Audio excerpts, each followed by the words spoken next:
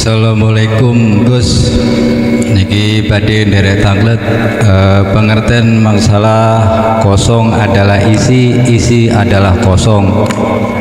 Satu, yang kedua masalah pengertian Ratu Adil. Sampun Gus. Assalamualaikum warahmatullahi wabarakatuh. Waalaikumsalam warahmatullahi wabarakatuh. Kosong iku berisi. Ya ini yang ku maksud laisa kamislihi syai'un. Lah berisi iku kosong. Ya jasmani iki, zahir iki. Kalau saya masukkan terhadap golongan mereka yang kosong ilmu syariati tapi dia ngalim ilmu hakikate. Yang disebut kosong iku berisi mereka yang bodoh ilmu zahiri ning ngalim ilmu batine. Di depan manusia Anda orang yang paling asor, orang yang paling rendah di mata manusia.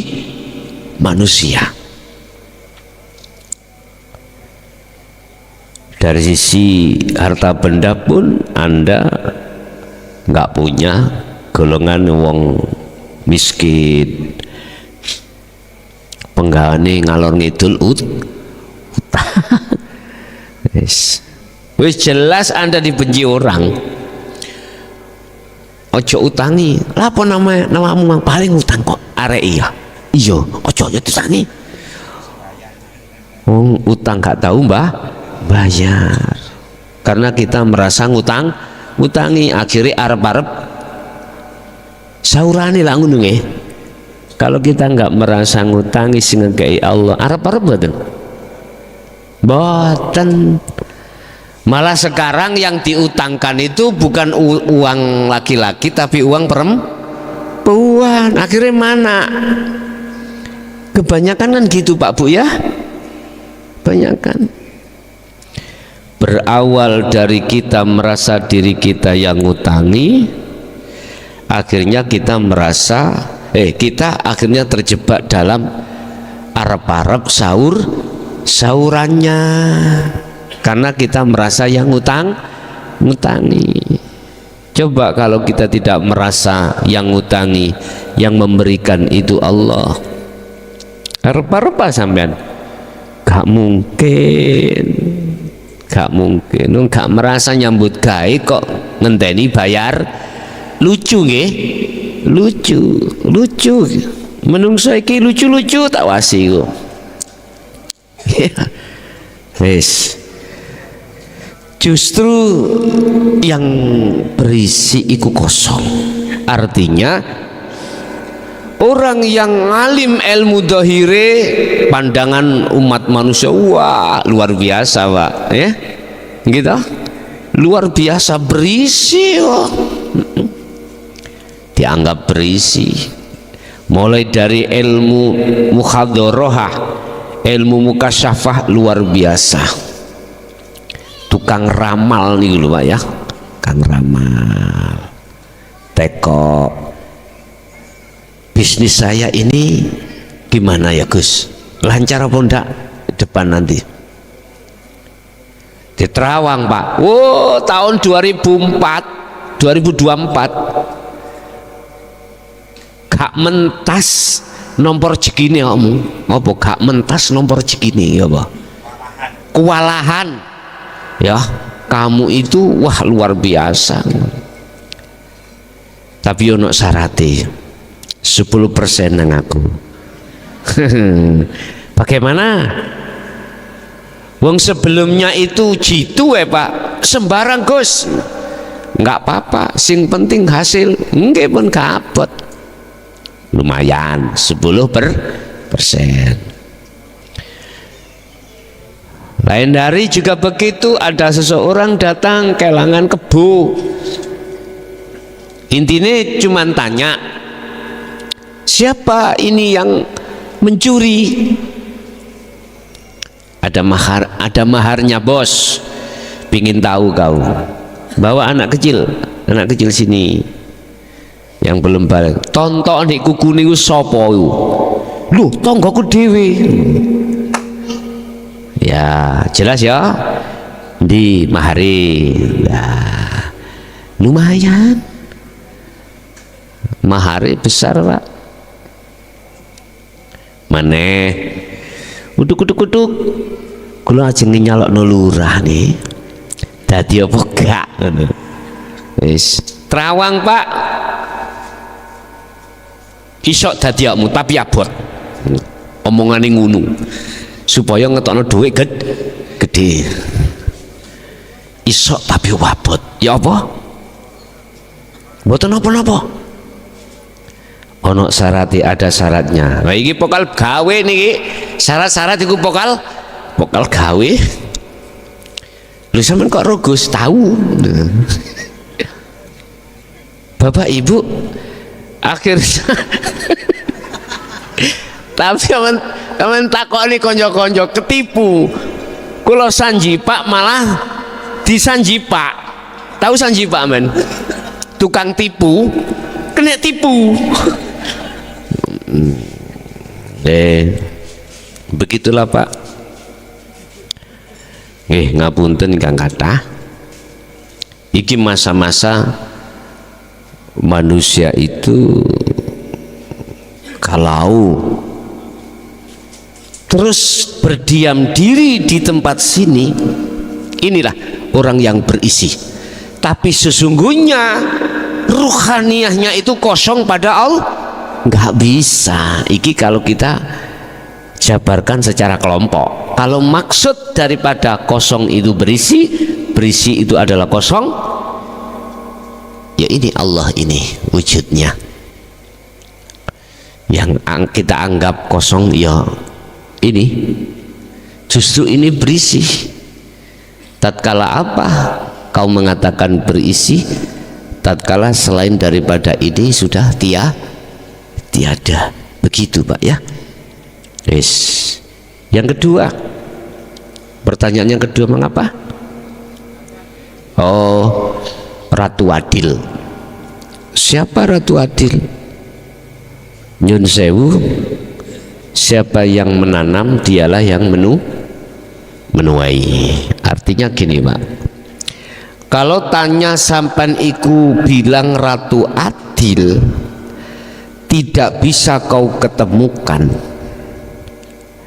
manakala Anda itu belum bisa mengadili diri Anda sendiri. Bagaimana bisa Anda berbuat adil terhadap orang lain, lawang kau adil pada dirimu sendiri belum bisa. Ngeten Pak, ketika saat kita dihadapkan usri dan yusra itu beda. Ketika bisnisku lancar bayu ning ati kaya-kaya idek Gusti Allah penak ngono, artinya luar biasa ning atiku senengi. Tapi ketika saat dihadapkan bisnisku itu kolab hancur, waduh bingung. Ya napa sih Gus kula saged dzikir, utangku tasik kathah. Nyambut gawe ya belum. Bagaimana mungkin saya bisa berzikir dengan khusyuk? Lawang persoalan pada diriku dan keluargaku belum selesai, banyak tiap hari saya ditagih utang, HP sampai nggak berani saya mengaktifkan. Ketika saya aktifkan delunyur apa delunyur Pak?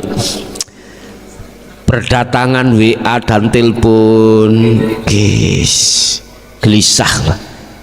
Berarti kita belum bisa adil, berarti Ratu Adil belum ada. Secara pribadi Ratu Adil ya adalah di dalam diri kita masing-masing, dan itu akan ketemu tatkala panjenengan ini estu sudah melampah rohaniyahnya itu di dalam Sirul Asrar. Baru Pak ya di situ. Bismillahirrahmanirrahim. Assalamualaikum warahmatullahi wabarakatuh. Waalaikumsalam warahmatullahi wabarakatuh. Kula badhe menindaklanjuti pertanyaan yang tadi, Gus. Masalah sholat. Ketika kita dihadapkan sholat secara syariat, ini Gus sholat 5 waktu. Terus Gus menawi kepingin khusuk kan disertakan Sirul Asrar atau disibukkan dengan Sirul Asrar kan gitu Gus. Tapi kadang-kadang di hati kita itu di waktu sholat itu kadang merasakan kenikmatan, kebahagiaan, kedamaian yang luar biasa, sehingga tidak terasa itu meneteskan air mata. Tapi kadang-kadang biasa-biasa aja Gus. Terus sebaliknya, kadang-kadang kita di saat mendengarkan lagu-lagu dangdut itu perasaan juga sama, kedamaian, kebahagiaan yang luar biasa tadi, dan juga biasa-biasa aja. Terus yang dari pertanyaan yang kedua, gimana ciri-ciri Sirul Asrar itu berjalan? Itu aja Gus. Saya akhiri. Assalamualaikum warahmatullahi wabarakatuh. Ciri-ciri Sirul Asrar itu berjalan adalah rohaniyahmu ketika menghadapi sikon apapun, rohaniyahmu itu sadar kalau yang berperan hanyalah Allah. Ini ciri-ciri kalau Sirul Asrar sudah berjalan. Di titik su'aul basyirah itu seperti itu. Tapi Anda jangan berhenti di situ. Anda harus teruskan untuk pelepasan apa yang digerakkan tadi, untuk pelepasan atas kemakhlukannya, termasuk diri Anda yang tadinya merasakan. Lepas, biar masuk di dalam su'aul basyirah. Dan ini tidak membutuhkan waktu lama bagi mereka yang sudah tahu jalannya, itu tidak membutuhkan waktu lama. Makanya tadi nggak usah 10 menit, 5 menit bisa. Inilah tadi yang kumaksud, jinabat itu ada di situ. Jadi kembali pada pertanyaan, ciri-ciri Sirul Asrar itu berjalan di titik su'aul basyirah ketika saat kondisi apapun, sikon yang dihadapkan Allah terhadap kita, ruhaniyah di situ klik, tahu, sadar kalau yang berperan, berafal itu hanyalah hidup. Begitu Pak. Nggih. Lanjut.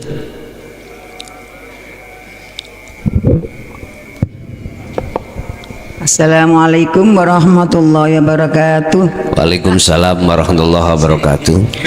Tepangaken Gus, kula rombongan saking Sidoarjo. Rombongan saking Sidoarjo. Sidoarjo. Nggih, tes pundi Bu? Nggih, wau masalah baca Al-Qur'an. Ya. Kula nek baca Qur'an iku Gus, mboten saged Sirul Asrar. Nggih. Tepak napa waktu ini wakaf saged, waktu bernafas. Mantul ngoten kula nek salat saged Sirul Asrar. Senajan kula nibo tangi, nggih insyaallah kula saken saged. Nggih. Lah kula nek ngutaki napa ngicalaken syariat sedaya turune Guson dikengken nyentelaken. Nggih. Kula mboten saged 100% tasik nibo tangi. Soal ngene keluarga niku ngirati kental syariat. Sampami kula utaki sedaya syariat kula. Nggih kula mboten saged ngaos mriki, soalé kula niki seneng ngaos mriki ngoten. Dados pundi kula kali bojo, kali napa. Bingung kula Gus. Nggih. Ngoten, sampun ngoten mawon. Assalamualaikum warahmatullahi wabarakatuh. Waalaikumsalam warahmatullahi wabarakatuh. Sing kula maksud nyentelno syariate iku terkait ilmu. Ketika jenengan itu sudah masuk di forum majelis ini, kan yang kubahas kan dari sisi hakikat saja ya. Tatkala jenengan alim ilmu syariati centelno dhisik, maksudku itu waktu ini, waktu jenengan ngaos ini sampai centelno dhisik. Tapi kalau kita sehari-hari, maksud di centelno itu adalah jadikanlah hukum syariah menjadi hakikat, bukannya sampai tinggalkan, bukan. Maksud dicentelke adalah jadikan hukum syariah yang ada di dalam diri jenengan itu menjadi hakikat. Sebab jikalau tidak, nggak bisa sampai ke makrifat Allah. Sebab terdoktrin oleh minal jinnati wan nasni itu nanti keilmuan dalam diri kita itu akhirnya menolak kehadiran Allah. Makanya sampai centelno artinya jadikanlah perilaku syariat itu menjadi perilaku hakikat. Kalau lebih sederhananya, ketika kita menjalankan hukum syariat, ruhaniyah kita harus makrifat pada Allah. Itu maksudnya ada di situ. Waktu maca Quran, guru wakaf, ambil nafas bisa. Gipun Bu, kita itu kita lakukan sesuai kemampuan pada diri kita. Bisanya sirul asrar sampean pas wakaf ya monggo, tapi jangan berhenti di situ, kita latih terus. Ketika kita membaca nanti bisa Bu sirul asr itu jalan. Tandane kalau jalan, jenengan sudah tidak merasa Anda yang melaksanakan. Oleh karenanya, mengapa di sini dikatakan idza kumtum ila shalah faghsilu? Artinya sebelum jenengan melakukan apapun ya fisik iki, apakah sholat, apakah lain-lainnya, udah berhenti dulu, rohaniyahmu tenangkan dulu, masukkan rohaniyah di dalam sirul asrar Bu. Umpama sholat nggih ngoten, umpama maca Quran nggih ngoten. Jadi di awal itu sudah sampai ikrarkan bahwasanya semua yang menguasai, semuanya yang menghendaki, semuanya yang melakukan hanyalah hidup dalam diri panjenengan. Udah. Jadi jenengan harus iktikaf dulu sebelum kita itu melaksanakan apa yang ada di depan kita, aktivitas apapun. Makanya kalau boleh saya utarakan Al-Maidah ayat 6 ini, ketika kau mau menjalankan sholat faghsilu, basun sik, berbersios sik. Berarti aura-aura yang tadinya kita merasa diri kita yang mau melakukan itu dilepas. Inilah nanti akan masuk dalam kaidah la haula wala quwwata illa billah. Tidak ada keadaan apapun di dalam waktu mau sholat dan ketika sholat, kerja dan ketika kerja, apapun itu, wala quwata, dan tidak ada satu kekuatan apapun kecuali illa billah, datangnya hanya dari Allah. Berarti yang memiliki keadaan dan kekuatan itu hanyalah hidup itu. Sehingga mengapa kami menekankan supaya segala apapun tumindak itu harus kita awali terlebih dulu ruhaniyah bersirul asrar. Otomatis Bu, nek jenengan boten secara fisik boten menjalankan syariatnya, ya gap terhadap keluarga, jangan.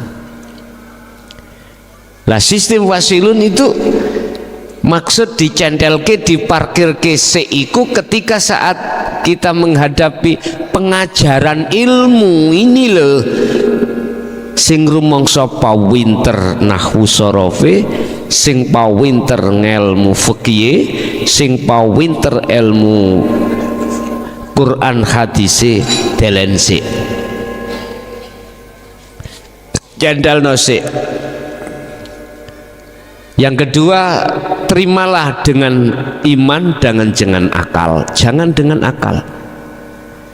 Aku yakin kalau dua hal ini Anda lakukan, aku yakin setinggi apapun ilmu kita, ruhaniyah kita lewat iman akan sadar bahwasanya kita manusia tidak punya apa-apa.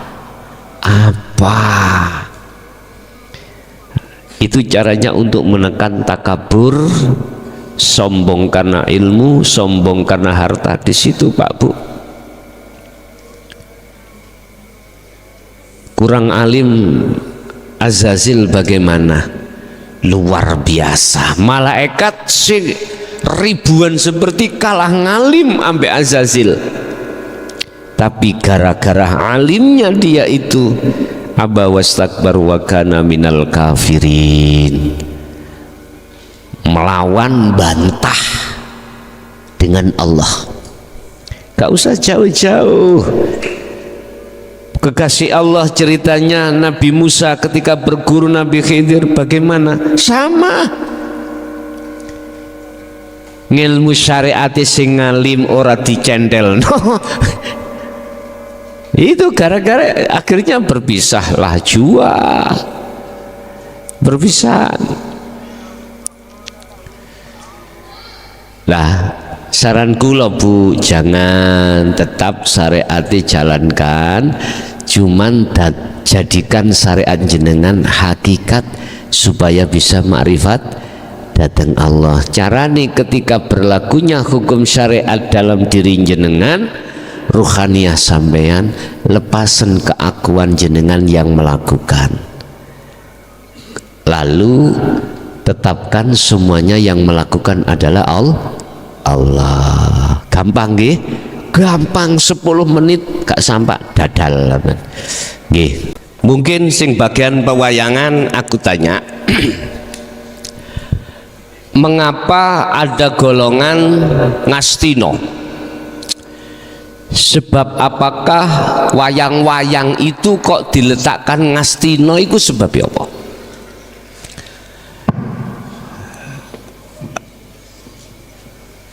Nggih, monggo Bapak. Assalamualaikum warahmatullahi wabarakatuh. Waalaikumsalam warahmatullahi wabarakatuh. Perkenalkan Gus, saya nama Amin Jalal, asli dari Purwodadi, Grobogan, Jawa Tengah. Grobogan. Nggih. Yang ingin saya tanyakan, bahwa Gus tadi menerangkan masalah, yaitu masalah wudhu. Wudhu diatur di dalam Al-Quran, sedangkan sholat itu diatur melalui hadis Nabi. Yang kami tanyakan, apa hikmah dari kedua hal tersebut? Itu pertanyaan yang pertama. Pertanyaan yang kedua, kita di dalam sholat, as-sholatu mi'rajul mu'minin, bahwa sholat itu adalah mi'rajnya orang Islam. Di dalam kita sholat, sebelum sholat kita dianjurkan untuk membaca Qul a'udzu birabbin nas. Mungkin maksud dan tujuannya supaya kita tidak diganggu oleh setan. Bagaimana peranan setan dalam menggoda orang yang sholat? Apakah orang sholat itu bisa khusyuk dan tidak khusyuk itu karena adanya nafsu atau gangguan setan? Demikian yang dapat kami sampaikan. Terima kasih. Assalamualaikum warahmatullahi wabarakatuh. Waalaikumsalam warahmatullahi wabarakatuh. Pertama, pertanyaan terkait masalah wudhu dan sholat. Masalah wudhu sudah diatur di dalam Al-Quran, masalah sholat diatur di dalam hadis Nabi dan ditambah di dalam ijma' qiyas, ya. Mengapa tentang masalah sholat itu kaifiyahnya atau syarat rukunnya sholat itu diatur di dalam hadis dan ijma' qiyas? Di dalam Al-Quran itu hanya mewajibkan saja, tetapi enggak diperinci satu persatu, seperti halnya wudhu. Gini Pak, as-sholawah ay al-maktubah. Yang ku maksud sholat di sini adalah yang diwajibkan. Itu ada kaitannya dengan ketika saat Rasulullah menerima wahyu yang berupa Isra dan Mi'raj, dan disitulah kisahnya diceritakan secara jelas bahwasanya beliau itu menerimanya 50 tidak 5 waktu dan berakhir menjadi 5 waktu miturut beberapa versi di dalam hadis ataupun ijma' qiyas. Bapak Ibu, kalau kita sudah mengarahkan rohaniyah kita hanya pada hidup, maka tidak ada bedanya antara sholat dengan wudhu. Yang sholat diatur di dalam Al-Quran dan wudhu tidak, sehingga kita tidak membedakan di antara dua hal itu. Tetapi kalau kita belum sampai pada keahatan Allah atau di hakikat, maka di situ khilaf. Artinya ada dua perbedaan kalau wudhu diatur di dalam Al-Quran, kalau masalah sholat diatur di dalam hadis dan ijma' qiyas. Mengapa demikian? Karena yang kaitannya dengan sholat itu ada hubungannya dengan cerita Isra dan Mi'raj. Mengapa beliau kok menerima ketika saat Isra Mi'raj kok sholat, kok tidak selain sholat? Apakah itu zakat, puasa atau haji, kokah itu? Karena as-sholat itu identik dengan anta budallaha ka'annaka taroh, identik dengan penyembahan.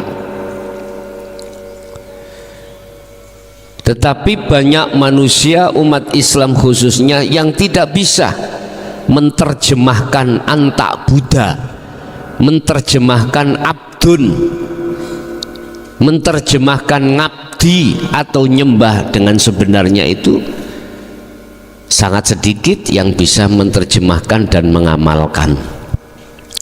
Kalau arti secara lughat, anak TK bisa Pak, anak TK bisa.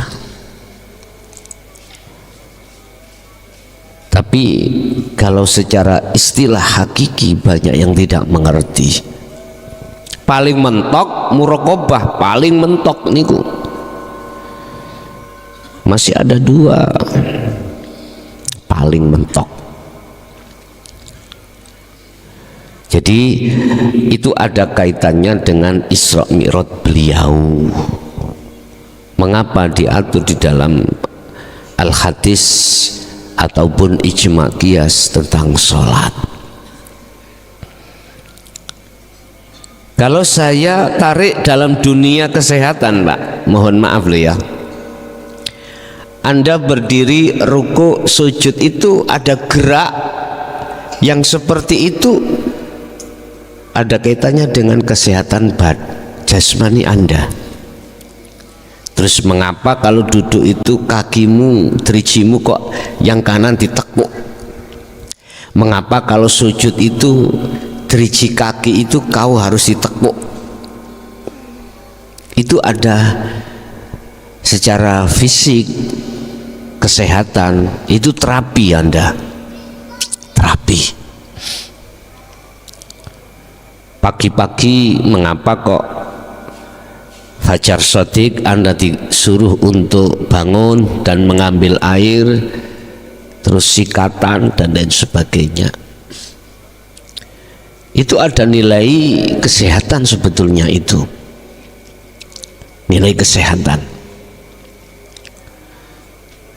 Bapak Ibu hadirin, itu yang pertama. Untuk yang kedua pertanyaannya masalah apa, Mas? Hah? Anten. Oh, peranan setan. Mana letaknya setan menggoda Anda? Iku gak yang ketiga ta yo. Ya wis sembarang. Pokoknya tak eling-eling telung pitakon mau. Bapak Ibu, kalau kita masuk di dalam surat An-Nas, ya dah. Siapa sih orang yang dibisiki hatinya itu? Apakah itu peranan nafsu atau peranan setan? Sama, setan sampai nafsu podo. Sama. Cuman namanya saja yang tidak sama. Nafsu yang berdiri bertengger di sifat basariyah. Siapa di antara kita yang sholatnya itu kemasukan nafsu atau iblis bisikan? Siapa? Akan kita dianjurkan untuk membaca ta'awud atau surat An-Nas. Ternyata kalau Anda sudah mengerti tentang dulur papat limo pancer, ternyata kita sendiri selama ini yang selalu terkena bisikan iblis atau setan ketika di dalam sholat. Bentuknya apa? Bentuknya kita lalai pada Allah. Ingat, iblis atau nafsu membisikkan terhadap kita bisu itu dengan bahasa macam-macam yang sekiranya rohaniah Anda itu ingkar terhadap Allah. Bentuk keingkaran rohaniah kita adalah rohaniah tidak ada satu kesadaran kalau yang mengangkat tangan takbir, rukuk, sujud, duduk dan membaca rukun-rukun sholat, nggak ada kesadaran kalau semuanya itu adalah Allah. Nah ini nggak ada kesadaran. Inilah kita yang telah terbisiki atau terhembusi oleh nafsu atau iblis di dalam diri kita. Nah terus bagaimana caranya tidak mudah kita itu dibisiki oleh nafsu atau setan, yang setan membisikkan lewat manusia dan jin. Ngajiyo trimon dinul haq lan lakonono baru. Makanya ada yang tanya, Gus, semenjak saya ngaji Ramadan iki mendengarkan hati saya klik damai, tapi ketika mendengarkan ngaji syariat tok hatiku mangkel. Wis koyok piye gitu loh ya. Mau ngaji apa iku lagi itu ya. Tak maklumi. Masalah basiroh jenengan, masalahnya basiroh sampean iku masih melihat kebenaran, melihat Allah di dalam kebenaran, belum bisa melihat Allah di dalam kebatilan. Nyantai gak popo, nanti teruskan kholwatmu, nanti akan tahu. Kau akan tahu melihat Allah di tengah-tengah kebatilan. Makanya protes, mosok lokalisasi ku Allah, hotel ku Allah. Wis maklumono kui masih bisa memandang Allah itu di tempat-tempat yang dibuat ibadah. Padahal ingatlah 4 waktu yang tidak bisa kau hindari. Yang 4 waktu ini setiap saat dan waktu bisa jadi terjadi pada diri kita atau dihadapkan Allah. Tapi ingat, 4 waktu ini adalah makhluk, penggeraknya hanyalah Esa, penggeraknya adalah Allah. Apa 4 waktu?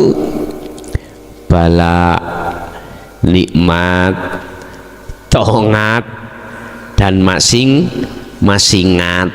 Udah. Bala, nikmat, tongat, maksingat. Nah iki 4 iki makhluk. Kata beliau Syekh Ibnu Athaillah, jangan kau lihat 4 itu makhluk, sehingga ahli syuhud itu selalu melihat Allahnya, tidak melihat makhluknya. Jadi kita yang masih belum mengenal ajaran ini terbisiki terus menerus. Intinya bisikan setan atau iblis adalah menyesatkan ruhmu dalam konteks iman. Untung aku mang sandalan rek, kok gak sandalan kecepret telek. Nah, ya dah. Wis iman nang sandal. Untung aku sepatuan, kok gak sepatuan kena paku iman. Manjingnya kepada makhluk iman.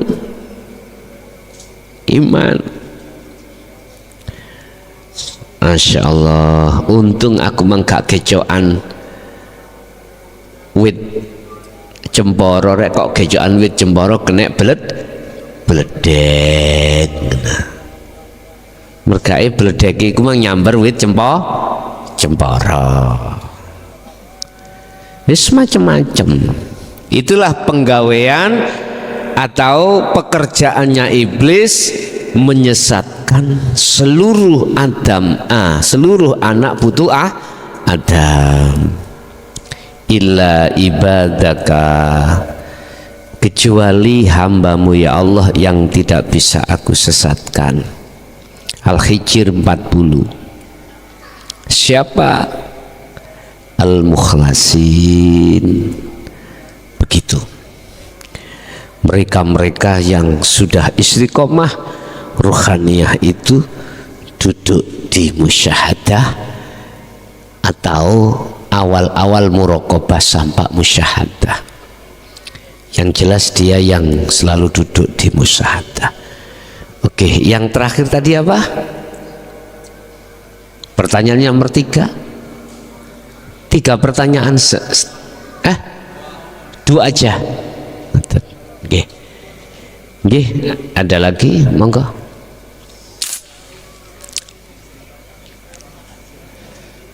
Assalamualaikum warahmatullahi wabarakatuh. Waalaikumsalam warahmatullahi wabarakatuh. Husnul rezeki yang berlebihan untuk saudara semuanya yang dimuliakan Allah Subhanahu wa taala. Kalau kita mencoba bernyanyi sesuai yang diharapkan oleh Allah Subhanahu wa taala. Manusia banyak manusia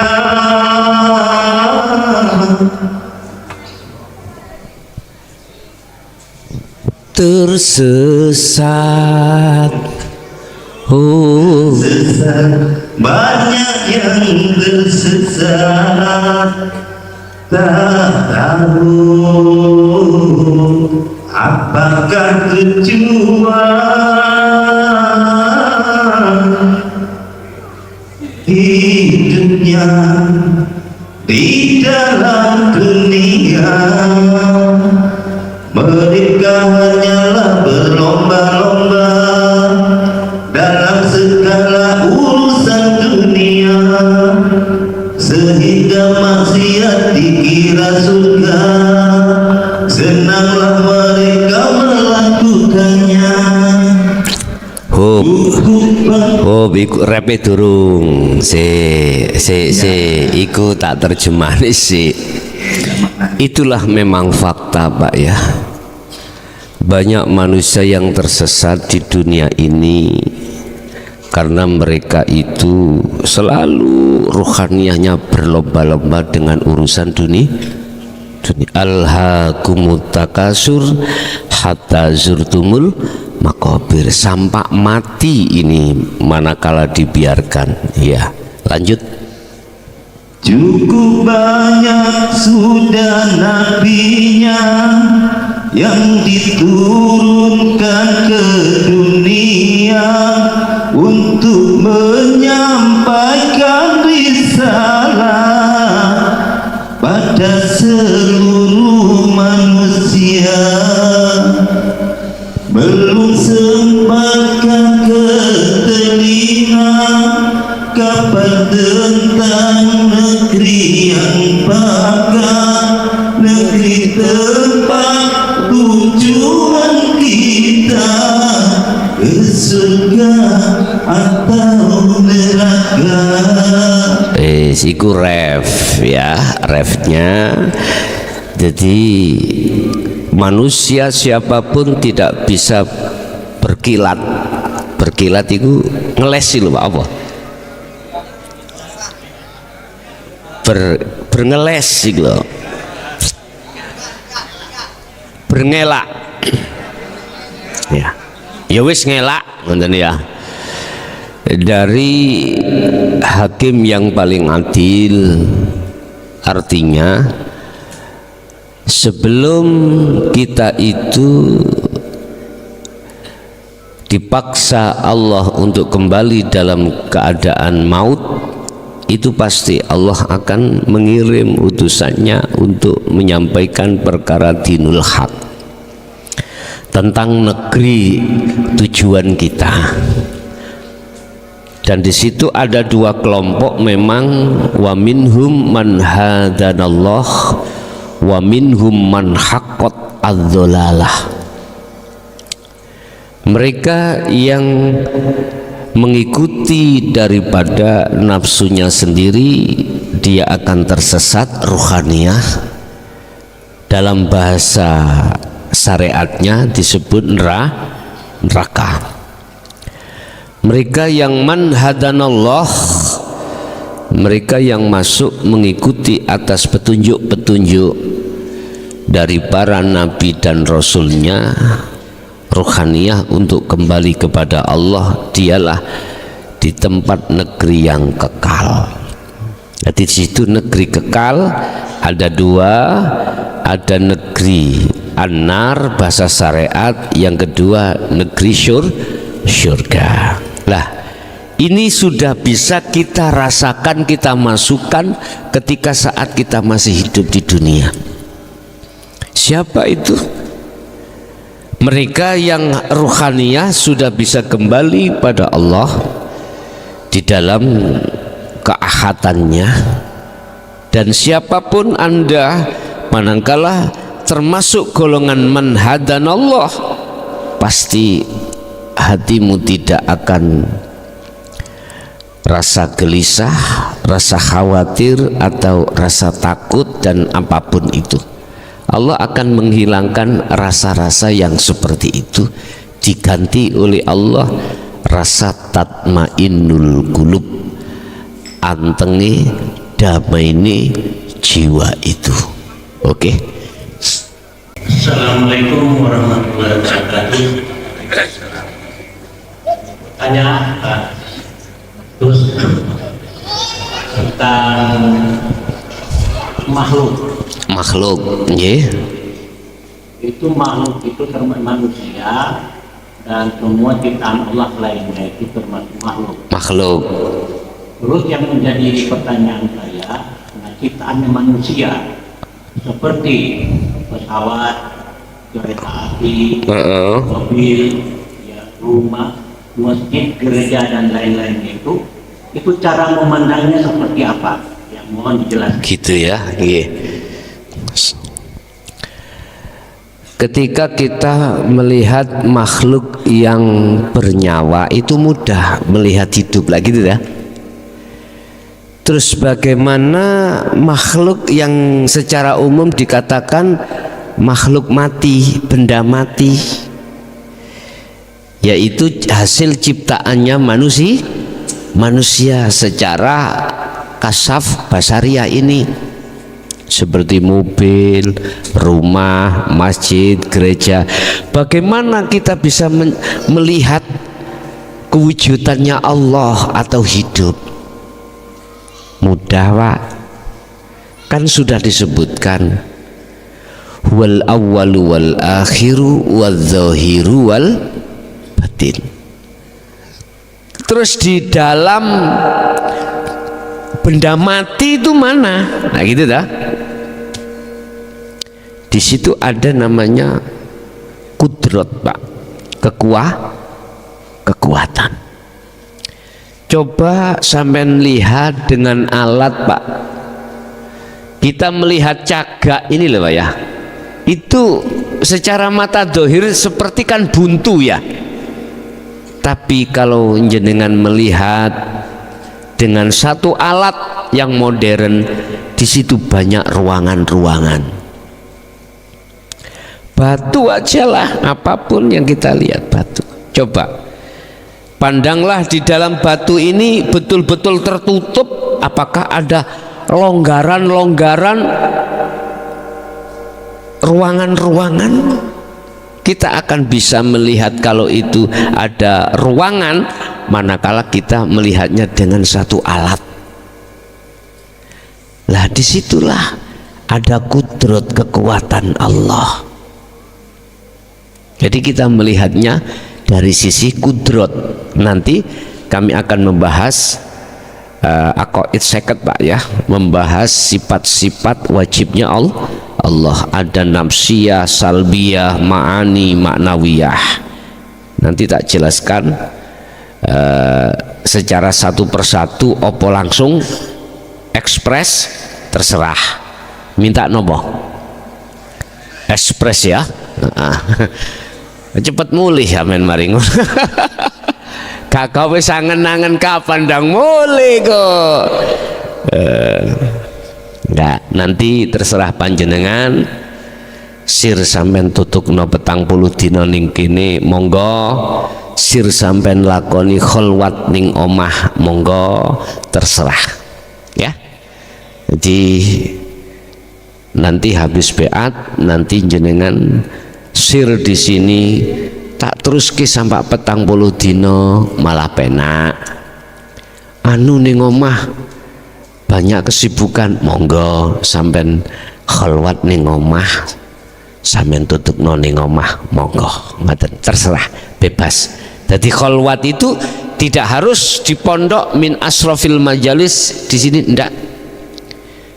Tapi ning omah sampean yo juga ada min asrofil majalis. Di tempat yang jenengan sucikan secara khusus kholwat, Mbuh gunung gawe gubukan apa tah kamar apa tah, alah gak usah aneh-aneh semeter musuh semeter nela bisa. Aja digawe kelon ning gunung, kelon ning kamar liyane mawon ya sing duwe bojo maksudku ya, ngoten lho. Pun. Jadi Bapak, kita bisa akan berinteraksi dengan Allah di dalam benda mati itu ada kudratnya Allah, ada hidup. Justru nanti wujudnya namanya apa batu itu nanti hilang Pak. Sampai menggunakan satu alat nanti itu tidak tampak yang namanya wujudnya batu, yang ada rongga-rongga gitu, ruangan-ruangan. Begitulah. Nggih. Assalamualaikum warahmatullahi wabarakatuh. Waalaikumsalam warahmatullahi wabarakatuh. Sesuai materi yang disampaikan tentang toharo, tentang bersuci. Dalam keadaan wudhu bisa diartikan wudhu itu meninggalkan najis-najis yang ada dalam hati. Bisa masuk di hakikatnya syahadat mari itu. Artinya asyhadu alla ilaha, dalam arti meninggalkan isinya la ilaha sebelum sholat atau asyhadu ilallah. Pertanyaannya, apakah wudhu dengan toharoh itu beda atau sama? Yang kedua, tentang ahadiyah menuju ke ahad.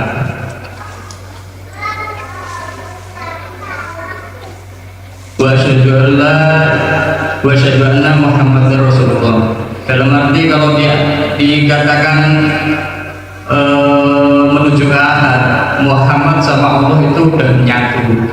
Artinya makhluk Muhammad, makhluk manusia ciptaannya Allah sudah menyatu, menyawiji dengan Allah. Dalam arti manusia itu mempunyai sifat-sifat Allah sebagai utusannya Rasulullah dulu. Pertanyaannya, di dalam menyatu itu apa harus melalui muraqabah itu? Sedangkan kalau sudah menyatu artinya manusia ini punya kesadaran tingkat tinggi, sehingga manusia ini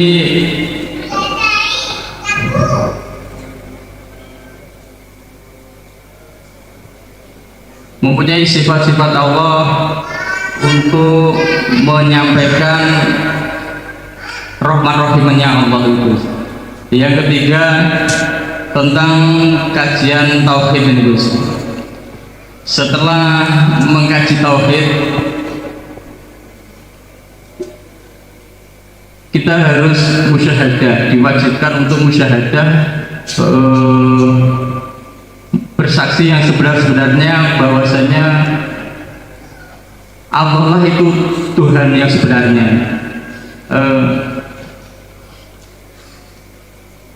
Setelah memasuki ketauhidan ini, kita harus menjadi seolah-olah atau gimana Gus, menjadi Rasulullah sebagai utusan Allah. Ini apa tugas-tugas Rasulullah yang sebenarnya kalau sesuai hakikatnya gitu. Terima kasih. Assalamualaikum warahmatullahi wabarakatuh. Waalaikumsalam warahmatullahi wabarakatuh. Toharoh dengan sesuci, kalau saya tarik dari sisi kacamata syariat, nek toharoh itu ada kaitannya identik dengan an-najasah. An-najasah apakah itu ada kaitannya dengan najis mukhaffafah, mutawassithah ataupun mughalladhah. Iku kalau di dalam fikih berbicara toharoh itu biasanya seperti itu. Tetapi kalau kami tarik dari sisi hakikat, antara toharoh dengan sesuci itu sebetulnya sama, tergantung objeknya saja. Objeknya itu fisik, jasmani, apa rohani. Kalau objeknya rohani, kita mengambil dari sisi hakikat, berarti yang dimaksud najis atau penyakit itu kesenangan dunia utawa makhluk. Kalau objeknya jasmani, berarti sesuatu yang membatalkan jasad itu dari wudu dan junub, sekantun objeknya. Dan boleh secara rohaniah, secara hakikat yang dimaksud bersuci itu dikatakan toharoh, monggo. Sama, intinya fungsinya sama. Apa?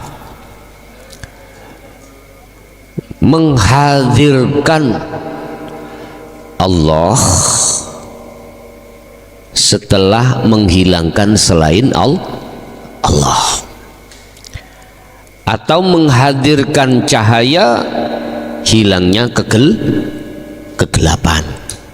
Masuk dalam ruangan gelap, kita tidak akan pernah melihat apa yang ada di depan kita, nggak akan bisa, gelap.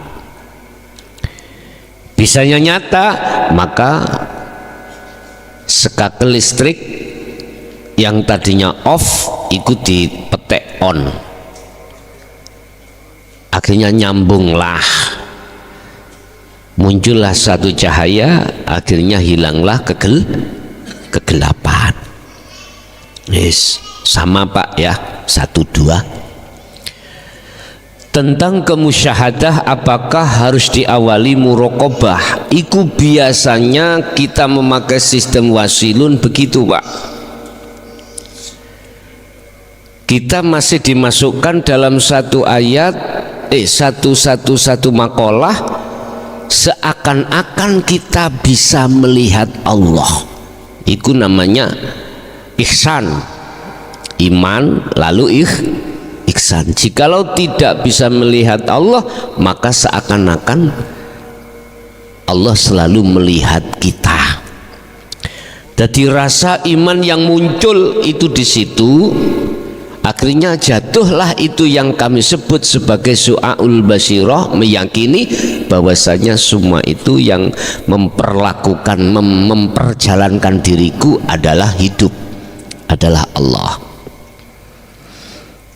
Biasanya wasilun itu masuk di muraqabah dulu, setelah itu di musyahadah. Saya boleh ingat pertanyaan Bapak pertama tadi tentang masalah as-salatu mi'rajul mu'minin tadi. Tak eling-eling apa? Ada yang ketinggalan tadi. Entah, ini pertanyaannya sinten wau. Salat itu dijadikan oleh orang-orang mukmin mi'raj, munggah bertemu Allah. Itu maksudnya adalah solat yang kita lakukan secara umum, secara syariat, itu bisa kau jadikan sebagai alat untuk bertemu Allah. Syaratnya Anda harus selalu mengibarkan zikir sirul asr dan fana'ul zikri, baru bisa. Tapi secara khusus ya aktivitas apapun bisa, sebab Allah itu gak mung tenguk-tenguk ning nggone imaman lho ya, nek nggone masjid tok ndak. Kadang Allah ya ning hotel, tahu hotel Pak, diskotik ya, atau di pasar, wis dimanapun ada Allah di situ. Jadi nggak ada alasan kita itu untuk tidak bertemu, nggak ada alasan, karena dialah satu-satunya yang selalu melayani kita dari segi apapun. Begitu. Untuk yang terakhir, jikalau kita sudah bertolabul ilmi dinul haq ini, kita dihadapkan persaksian yang benar. Kemarin kan sudah saya buka, Pak, ya. Khusus bagi pemula yang masih punya iman asyhadunya itu muter-muter di la ilaha, hakikatnya tidak bisa ke illallah. Sekarang di dalam isi la ilaha itu kita buang, ya. Kita buang, artinya iman kita ganti. Asyhadu la ilaha, tadinya ini, Pak, berupa hubbus syahawah,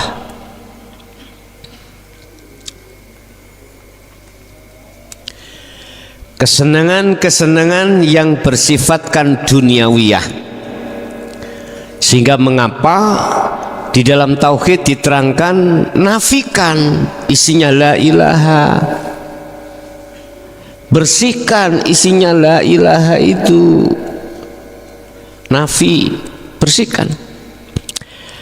Kata perintah itu sebab ada sesuatu, Pak. Tulung ya, omah iku saponono, berarti omah iku rusuh, kotor. Rumah sudah bersih, mengkilap dan lain sebagainya. Bahkan digawe mlaku keramike ketok wong sing mlaku man. Debu sekecil apapun nggak ada. Apa mungkin ada perintah nafi? Nggak mungkin. Makanya ada perintah, Anda ditanya marrobuka, sopo pangeranmu. Iku karena ada penyakit, karena kita ruh tidak tahu pangerane, ngono lho, Pak. Tapi kalau sudah tahu Tuhannya, gak kira wani mungkar nakir iku mang nakoi. Ora kira, Pak. Paham maksud kula nggih? Lah, ketepatan dalam bulan Ramadan ini saya diperintahkan untuk ekspres, ya wis, mogok ya ditinggal, nah ya, bangun itu ya. Jadi di situ langsung saya katakan, iman di dalam hatimu yang tadinya ngimani selain Allah yang berlaku, sisihkanlah, tanggalkanlah. Inilah maksud asyhadu, madepi ruh rupa iman itu jangan ada di la ilaha isinya dunia. Bersihkan dulu, setelah dibersihkan maka terjadilah illallah.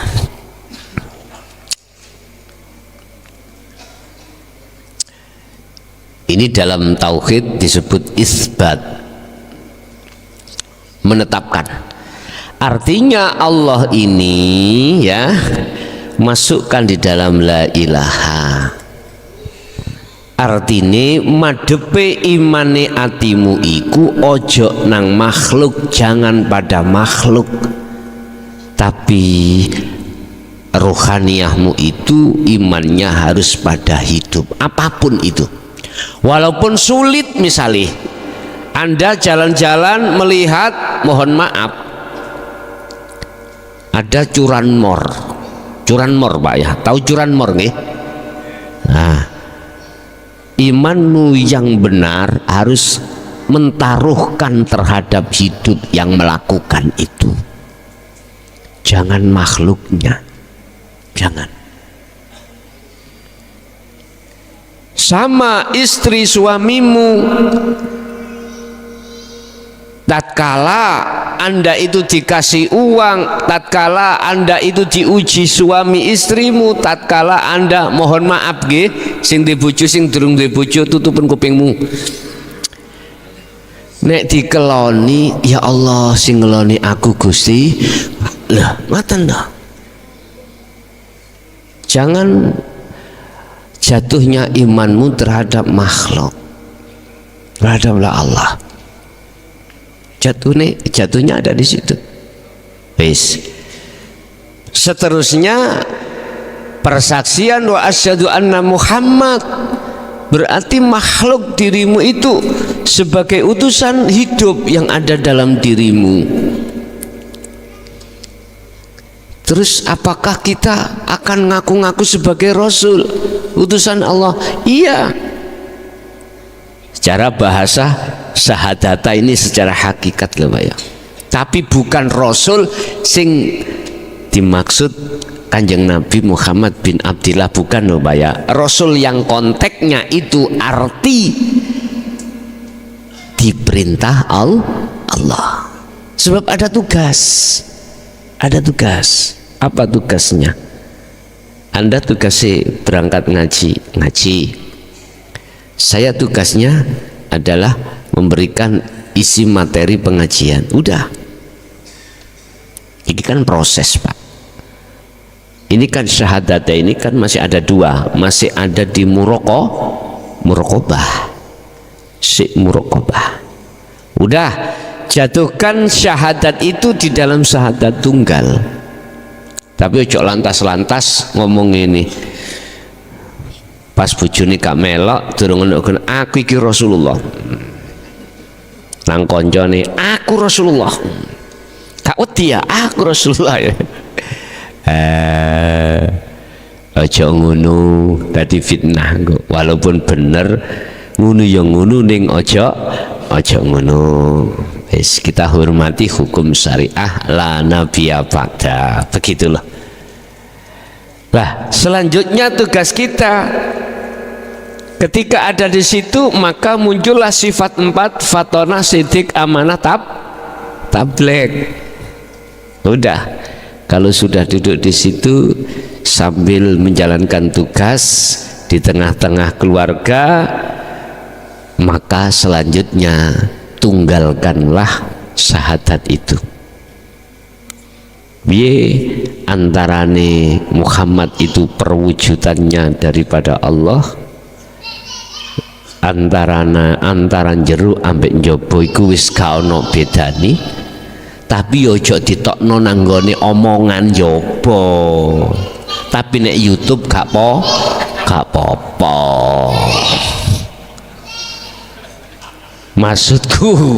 Maksudku babalah cek bingung sing ana njaba. Cuman jenengan ojo diomongno nanggone orang dekat sampean iku. Engko gegeran. Nek sudah sampai di situ nggak ada masalah, Pak. Pokoknya ingat surat Al-Anbiya ayat 29 dikecoki di situ. Oke, ada lagi? Yang di majelis ada, monggo. Oke.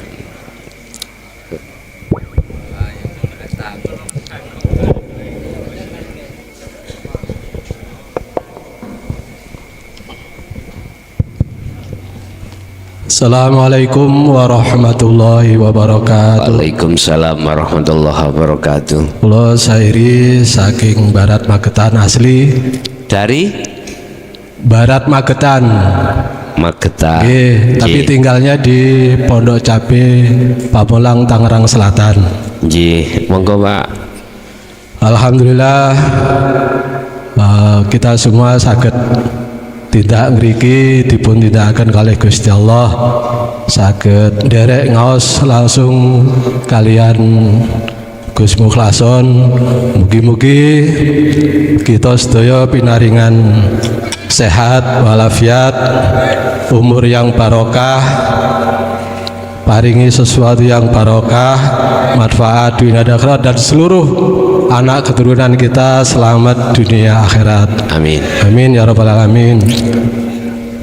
Ngapunten nggih Gus, niki selingan mawon. Nggih. Kula niki badhe tanglet iku bingung.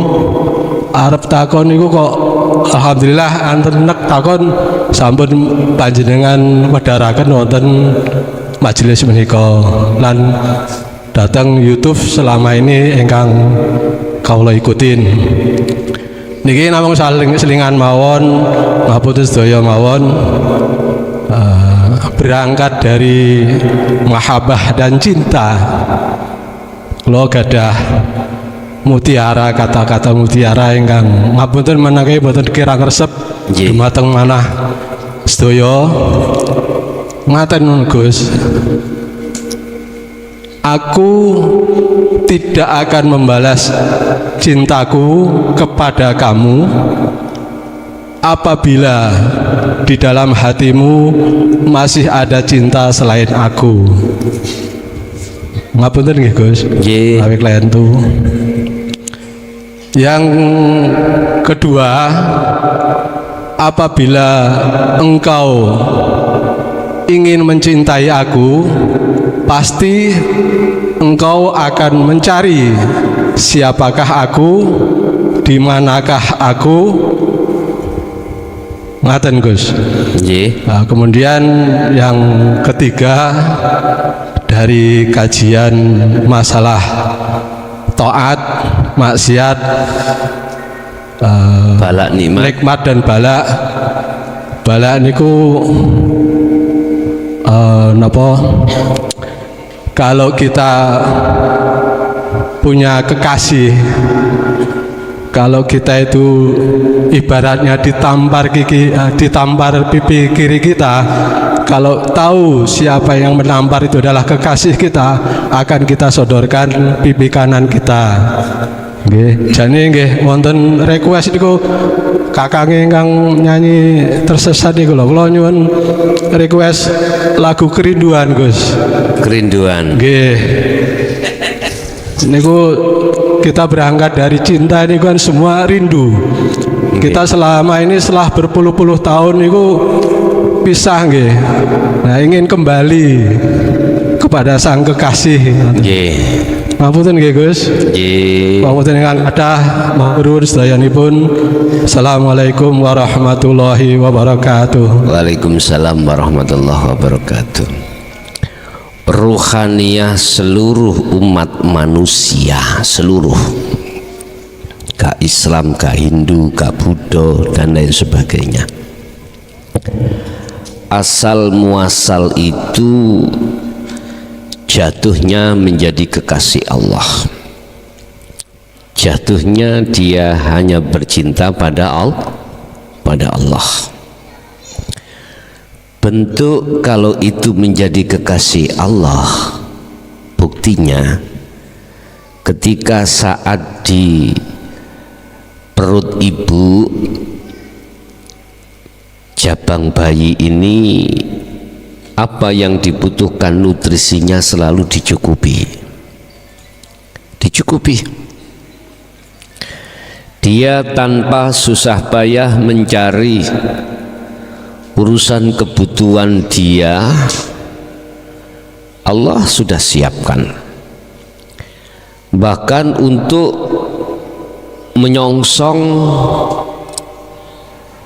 kelahirannya dia pun Allah sudah kasih 2 ASI di ibunya.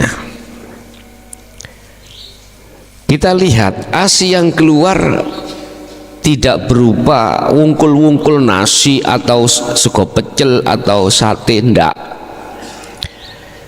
Sangat cair sekali. Karena keadaan lambung si bayi itu bisa menerima hanya yang sangat cair. Padahal itu darah. Tapi mengapa Allah tampakkan secara zahir itu berupa susu? Kalau nggak percaya itu darah, ayo tahu ibu iki sing ngeruh mungkin tetes nggon sampean nggone lepek jarno berapa menit pasti akan jadi dah. Ojo tetes nanggone pae.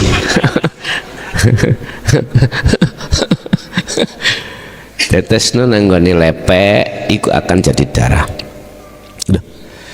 Dia nggak ngapa-ngapain tapi Allah udah siapkan semuanya. Seiring perjalannya waktu dia itu untuk menjadi orang yang dewasa atau baligh, dia nggak ikut kerja, nggak, tapi selalu dapat makan gratis, pisan makani kates ya gak melok tuku, iya dah ya, kopi apa iki, apukat dan lain sebagainya gratis. Iki kata anak LP itu urip songo, mana urip songo niki jenenge. Lah, Bapak Ibu, iku bukti bahwasanya radhiyallahu anhum wa radu anhu, kekasih. Tapi ketika saat perjanjian kita khianati, berulahlah rohaniah ini mencintai selain Allah, yang disebut hubbus syahawah. Wis beda lagi Pak ini Pak. Bentuk kalau Allah itu sangat mengharapkan cintamu yang sebenarnya itulah akhirnya muncul surah Ali Imran ayat 31. Bentuk Allah itu selalu mengharap cintamu yang sesungguhnya, akhirnya muncul surah Al-Kahfi ayat 110 dan ayat-ayat yang lain yang untuk menyadarkan rohaniah kita supaya kembali kepada cinta yang sebenarnya. Cuman rohaniah kita sebagai manusia yang mokong, apa mokong, yang keras. Ini laksana cara lagu iku proses perjalanan Sri Minggat. Ya, Sri Minggat. Reve kan ono ndang bali yo Sri langun ya. Kon balik. Wad'u ila rabbik. Udahlah lewat utusannya memperingatkan terhadap kita rohaniah yang belum kembali pada Allah. Wad'u ila rabbik, sudah kembali pada Tuhanmu. Kembali. Artinya cinta. Allah berbagai macam untuk menerima cintamu yang sebenarnya. Diujilah kau, diuji. Kita sudah mengatakan kembali, ya Allah aku ingin kembali. Oke, cintamu betul-betul fitrah suci tenan pada Allah. Anda harus melepaskan cintanya rohaniahmu terhadap hubbus syahwah. Diuji Allah. Makanya jangan heran Anda yang asali sugih ketika ngaji Jaya Baru delalah melarat. Nah, jangan heran, diuji oleh Allah, diambil. Betulkah kau sungguh-sungguh meninggalkan cintamu terhadap hubbus syahwah yang ada pada dirimu? Ya ambil Allah. Entah jalannya macam-macam, Allah ngambil macam-macam. Wis iku urusane Allah, wilayah Allah, ngambil macam-macam. Kadang diambil lewat anak nuwakal, tulinan narkoba, entek ludes-des. Wis. Kadang-kadang juga perkara macam-macam. Kadang-kadang dicolong maling, macam-macam. Jabatan, kedudukan juga begitu.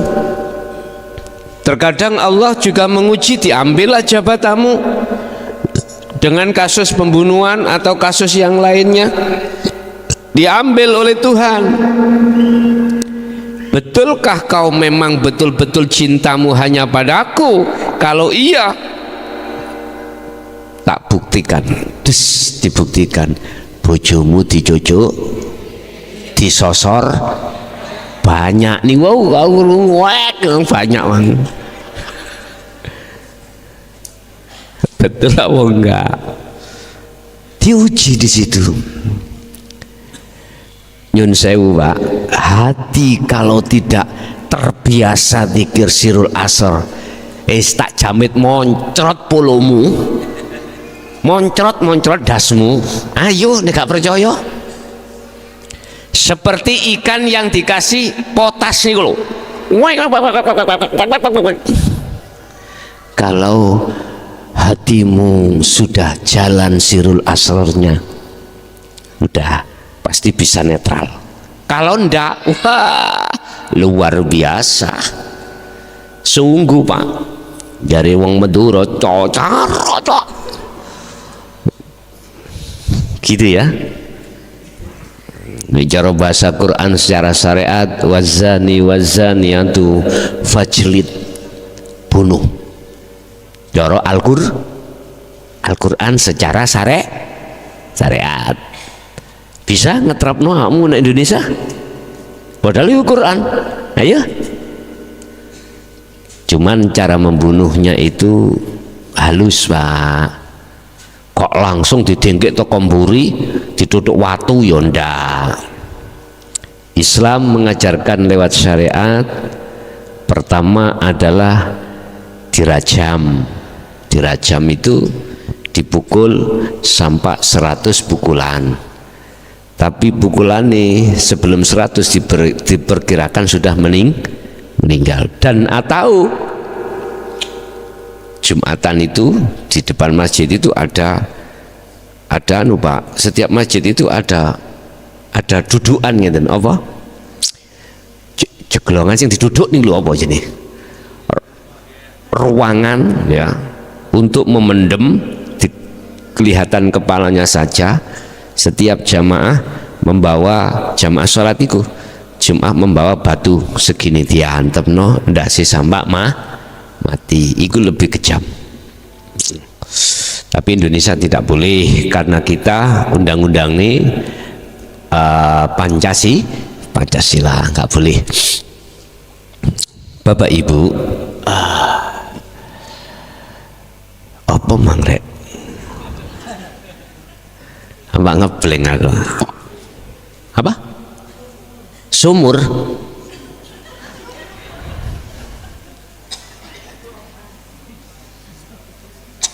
Oh ya. Cinta. Nah, bukan berarti kita diuji Allah lewat dihancurkan, dihabiskan itu. Penak dihancurkan kewelis tambahan.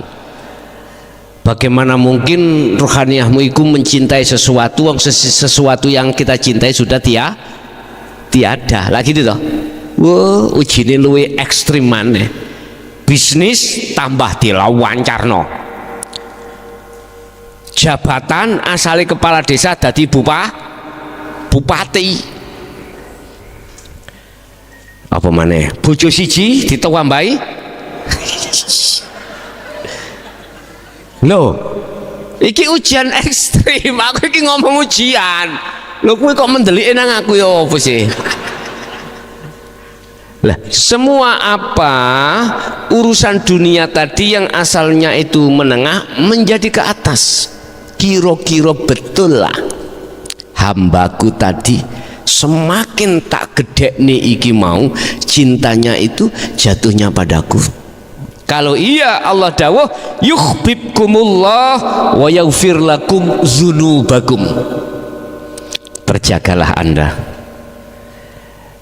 Anda akan diterima cintamu, dijadikan sebagai kekasihnya.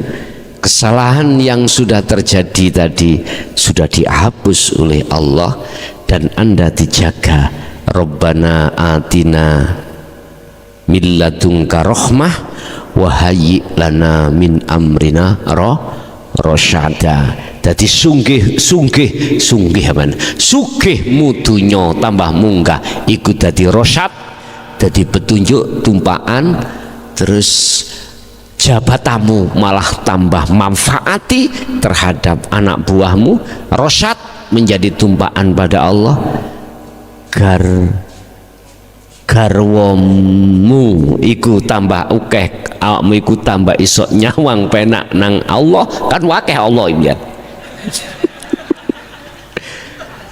Loh, hati gak situ tok ndelok Allah iku. Ibu-ibu mencicil nang aku. Makanya aku tak ngadep rono. Iki contoh tok, aku mboten nyinggung supaya pae terus ngene ndak. Semuanya Allah yang mengatur, Bu, ya. Mengatur. Yus tak dongakno muga-muga aja diuji bojone tambah. Ngono lah. Ya wis, apa jare Gusti Allah ngoten wis ki awake dhewe iso mek nganut tok. Yuhibbukumullah. Baru wis. Untuk yang kedua, ketika saat memang sudah tertanam cinta yang sebenarnya, pasti di setiap panggonan opo mesti muncul aku ding kene, aku di sini, aku di sini, aku di sini. Akhirnya muncullah namanya lagu mau makan ingat kamu, mau minum, mau bahkan mau tidur juga ikan. Lagu ini sinten? Bill Brod, nggih ya? Bill Brod saelingku Bill Brod. Bunda Maria, Dina Mariana, iku mboten katut Bill Brod nggih. Terus yang terakhir yang nomor 3 tadi apa? Lali aku. Saire request kerinduan. Sapa sing sanggup sak kersa jenengan. Oke, jam 10 sudah. Kita belum melayani yang di luar. Ada yang menyanyikan? Ada, silakan. Ayo. Iki duet loh iki lho ya. Ayo sing wedok, aku oleh nduding. Oleh nduding. Wis wong wedok sadurunge tak duding, barangkali ada yang siap. Bang istri. Monggo. Wonten? Mbak jenengan. Oh, mboten. Ya wis sampean garo wae, suara wedok ambek suara lanang. Jadi kalau malam Mbak Evi, kalau siang Mas Edi. Nah.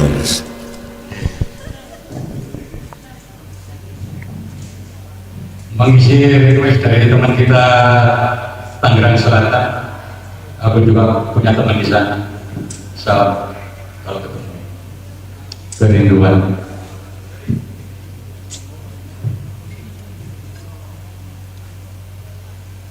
Betapa hati rindu pada dirimu, duhai kekasihku. Segeralah kembali pada diriku, duhai kekasihku. Tak terjemah nih. Berarti sing nyeluk iku mang Allah. Jenengan kalih kula ruhaniyah sing minggat ya, blakrak iku diceluk Allah. Oke, lanjut. Aku juga rindu kasih sayang darimu. Aku juga rindu lincah manja sikapmu. Oke, ikut jawaban calon-calon kekasih Allah tapi belum bertemu. Kalau boleh saya katakan, andalah yang hatinya sudah menerima, membuka dinul haq. Mereka lah sebagai sesungguhnya pengikut Rasulullah. Oke, lanjut. Segeralah kembali pada diriku, duhai kekasihku. Terus lakukanlah kholwat. Dengan begitulah Anda akan lekas sampai bertemu terhadap kekasihmu yang sesungguhnya. Lanjut. semoga kita dapat bertemu lagi seperti dahulu. Kembali ke fitrahan, itulah tujuan akhirmu. Kembali ke sucian, kembali ke rahmatnya lah, itulah tujuan seluruh roh di muka bumi ini. Lanjut. Gelisah hati, gelisah sejak kepergianmu. Tak sabar hati, tak sabar menanti kedatanganmu.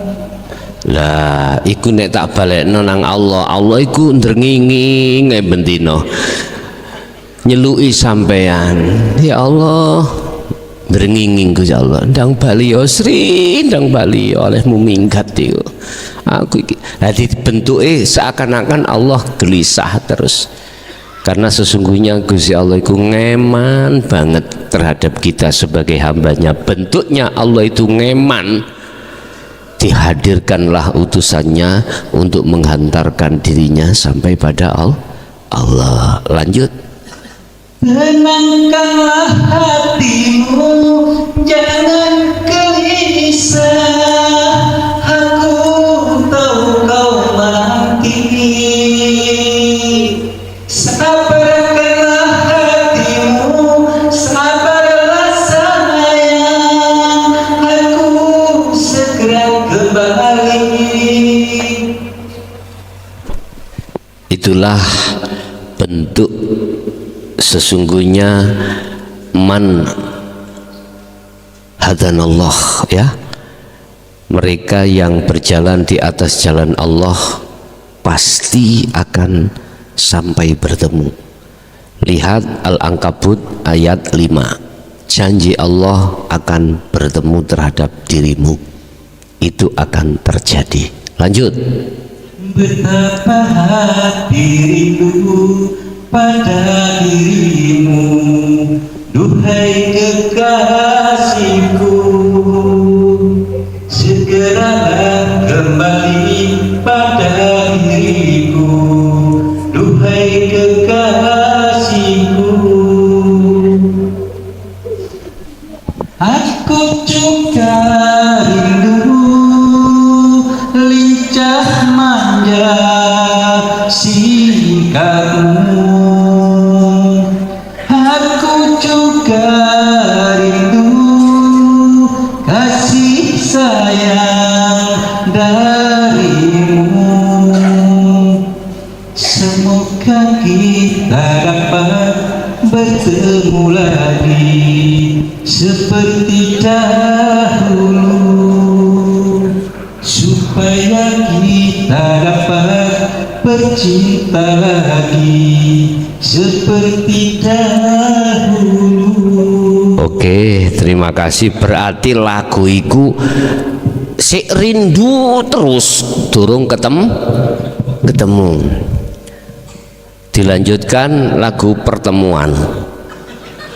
Wah, iku masih rindu toh. Meni ae aja saiki. Nggih. Waalaikumsalam. Wong rindiku tersiksa, Pak. Ya Allah, bendina ya. Kangen. Durung ketemu nek rindu iku meni pertemuan. Bon, itulah mungkin yang ada di majelis. Mohon maaf tak batasi sakno sing ana njaba. Kasihan yang di luar, silakan untuk masuk di jalur interaktif ya.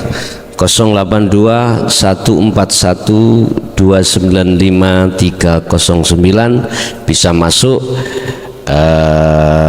di nomor tersebut.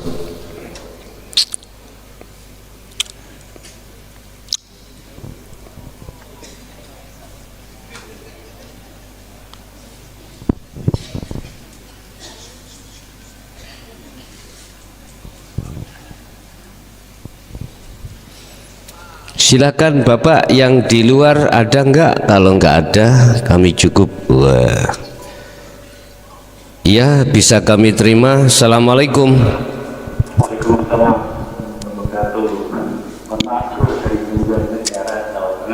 Banjarnegara, langsung yang ditanyakan Bapak. Jadi gini dulu, ya. Sementara secara pribadi saya ini kan sebagai talik, artinya yang sedang berproses menuju kepada Allah. Ya. Nah, sementara secara batin keseharian saya ini kan mulang anak-anak. Iya. Mulang anak-anak umur SD SMP itu. Iya. Di masyarakat. Nah, ini apa yang bisa saya lakukan dalam hal persoalan hakikat ini? Iya. Karena sementara saya sangat memahami mereka itu justru dalam keadaan fitrah, terjaga fitrahnya, sedangkan saya justru dalam proses untuk kembali kepada fitrah. Gitu. Jadi bagaimana ini?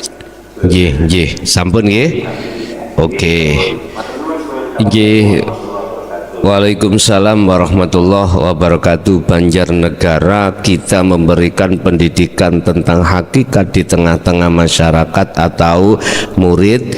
Kita duduk di muraqabah Pak ya, di muraqabah. Bentar. Ini ada yang masuk, kami terima dulu. Assalamualaikum. Waalaikumsalam. Dari Palembang, langsung yang ditanyakan Bapak. Ya, terkait masalah sifat rohimnya Allah, rahmatnya Allah, Joko di akhirat. Pertanyaannya, apakah orang yang menerima rahmat rohimnya Allah khusus orang yang rohnya sudah muncul kepada Allah? Inji. Walaupun masih di dunia. Iya. Sampun. Waalaikumsalam warahmatullahi wabarakatuh. Palembang, Rahman Rohim. Bapak Ibu hadirin jamaah rahimakumullah. Kembali pada pertanyaan pertama, yang jenengan didik itu jangan di musyahadah Pak, cukup di muraqabah. Artinya kita mendidik apapun terhadap murid kita, jenengan harus menyertakan keimanan bahwasanya kita bisa belajar, kita bisa makan, kita bisa apapun, di situ ada Allah yang menggerakkan. Itu aja dulu, sehingga kita tidak menganggap kita yang bergerak sendiri begitu. Oke. Selanjutnya, assalamualaikum. Dari mana Bapak? Alhamdulillah, saya dari Probolinggo. Probolinggo. Yang ditanyakan? Begini, Gus. Saya mohon di Anda diralat kalau salah. Penangkapan saya kalau sudah masuk di gelombang syahadat ahadiyah itu. Iya. Misalkan kita dihadapkan dengan perbuatan keji seseorang. Perbuatan yang keji. Kita dihadapkan dengan perbuatan keji seseorang. Iya. Terus apakah kita itu Diam saja? Iya. Oke. Apakah kita harus turun lagi ke gelombang Ahad ya. syahadat dua ini? Iya. Ini mohon penjelasan. Siap. Saya di sini saya menemukan kebingungan. Siap. Ya, terima kasih. Sama-sama. Waalaikumsalam warahmatullahi wabarakatuh. Untuk pertanyaan yang kedua tadi dari Palembang, apa tadi? Rahman Rohim. Apakah orang-orang yang sudah menerima Rohim khususnya, itukah di dunia itu sudah dikatakan sebagai kekasih Allah? Oke. Satu kali lagi pertanyaan. Assalamualaikum. Oke Bapak, dari mana? Oke. Apa Ar-Rahman itu dan apa Ar-Rahim itu Bapak? Saya terangkan satu persatu terlebih dahulu. Ar-Rahman adalah kasih sayang Allah yang diberikan oleh seluruh umatnya yang ada kaitannya dengan kebutuhan jasmani. Entah itu orang beriman atau tidak orang beriman, Allah pasti kasih semua apa yang dibutuhkan jasmani. Itu. Sedangkan Ar-Rahim hanya diberikan mereka yang beriman. Ini ada kaitannya dengan pengajaran dinul haq, ada pengajarannya dengan kemakrifatan pada Allah. Walaupun dia masih ada di dunia, dia sudah dikatakan mendapatkan Ar-Rahim. Walaupun secara makna Ar-Rahim itu diberikan terhadap orang yang beriman aja di akhirat ya. Di dunia ini sudah. Bentuk Ar-Rahimnya apa? Anda dibukakanlah hatimu bisa menerima dinul haq ini. Dibukakanlah hatimu untuk melaksanakan masuk di dalam muraqabah. Dibukakanlah hatimu untuk masuk di dalam musyahadah. Ini bentuk rahimnya Allah, dan ini tidak akan pernah diberikan terhadap mereka yang Allah katakan di dalam surah Al-Baqarah, innal ladzina kafaru sawa'un 'alaihim a'anzartahum am lam tundirhum la yu'minun. Dia dikasih peringatan atau tidak, tetap tidak percaya. Akhirnya khatamallahu ala qulubihim, dikuncilah hatinya atau ditutupilah hatinya dengan tutup yang amat tebal. Jadi benar di dunia juga dia sudah menerima, apalagi di akhirat. Makanya di akhirat akan ditandai ketika di dunia bagaimana. Oke, di belakangnya. Assalamualaikum. Halo. Waalaikumsalam. Agak gede nih suaranya Pak. Iya. Dari Pacitan. Dari Pacitan, monggo silakan. Mau saya tanyakan sebuah makalah pertama, sejak manusia dilahirkan kita tidak bisa memilih orang tua, tidak bisa memilih bangsa, tidak bisa memilih strata atau tingkatan, hingga kita meninggal.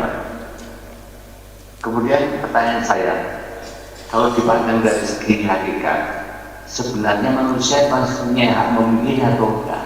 Gitu ya. Oke, waalaikumsalam warahmatullahi wabarakatuh. Kalau kita memang memakai kacamata hakikat, nggak punya pilihan Pak. Isoe kita itu seperti kuning-kuning kintir di kali itu, nggak bisa milih apapun. Oh aku kok harus menjadi kekasih Allah, aku nggak bisa. Cuman mengapa kita ditaruh di dunia ini supaya berlaku hukum syariah. Wa idh qala lil malaikati inni ja'ilun fil ardi khalifah. Inilah akhirnya seakan-akan kita itu sebagai manusia punya pilihan. Makanya di dalam Al-Quran Allah katakan ketika Allah menyampaikan ajaran dinul haq, di situ ada dua orang, wa minhum man hadanallah wa minhum man haqqat adz-dzalalah. Ini melihat dari arah ini seakan-akan kita ada pilihan sebagai manusia. Munculnya kalimat manusia pasti ada pilihan. Kalau sing muncul iku Allah, itu sifat jaiz, sifat wenang. Makanya ada kacamata syariat dan kacamata hakikat. Kalau kacamata hakikat berarti Allah. Kalau Allah, bagaimana mungkin selain Allah itu punya pilihan?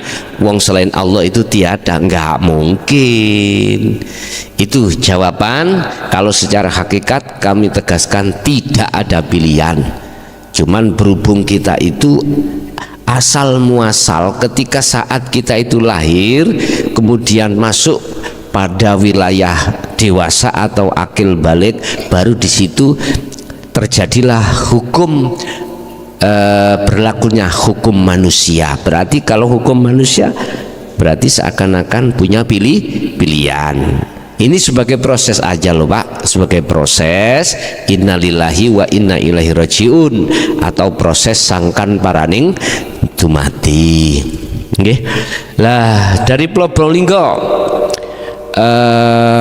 tadi yang ditanyakan terkait masalah apa tadi?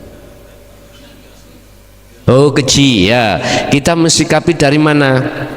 Apakah kita ke ahad ataukah ke syahadat tunggal atau kita ke syahadataini? Gini Pak, itu nanti lihat apa yang memancar di dalam hati jenengan ya. Di dalam hati jenengan pancaran itu apakah ada gerakan dari Allah untuk berdiam diri, duduk di tajalli saja, gitu? Ataukah jenengan ini didudukkan di syahadata ini? Ketika didudukkan syahadata ini, maka berlakulah jenengan ikut tindakan secara syar'i mencegah. Tetapi berhubung asyhadu iku betul-betul ke ilallah, otomatis ruhaniyah jenengan itu tetap mentajalikan yang ngelingno iku Gusti Allah. Begitu Pak. Nggih, di belakang. Assalamualaikum. Nggih, dari mana? Oke, silakan, apa yang ditanyakan? Ini saya kan belum makrifat, tapi bolehkah saya menyampaikan silul akal kepada orang-orang terdekat gitu? Ngeten nggih. Terutama orang tua, itu gimana caranya biar nggih. menerimanya gitu. Sampun? Nggih. Waalaikumsalam. Nggih. Ini ilmu Pak, terhadap siapapun boleh disampaikan. Jenengan walaupun belum ke musyahadah boleh, ini karena ilmu. Tapi yakin kalau jenengan sudah paham sirul asrar, otomatis ruhaniyah sampai niku sedikit banyaknya sudah ngicipi di muraqabah. Itu pasti Pak. Di muraqabah entah 1 detik, entah 1 menit, itu pasti. Nah, boleh terhadap siapapun silakan Pak, karena ini masih tarafnya adalah ilmu. Nanti laku itu masing-masing.